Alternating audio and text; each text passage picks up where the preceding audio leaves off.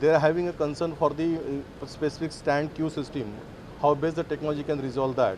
Apart from that, the CM has asked us to work out the overall plan, how best we can address all the concerns of the taxi people in their interest, and we will work out on that. In another 2 days, we'll come up with our report.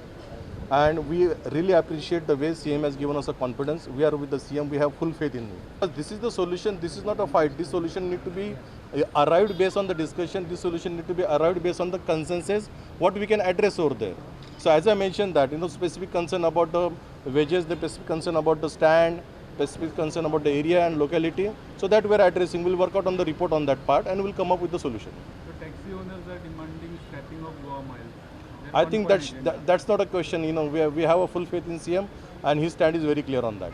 See, solutions mainly towards both the party walk towards the success of this program. Okay, and the success of this program lies between their success, their livelihood also need to be protected. That we also understand that, and that's what we are trying to work out. The solution is not to scrap something. The solution is to build something in the betterment of the people, betterment of the citizen, betterment of the tourist.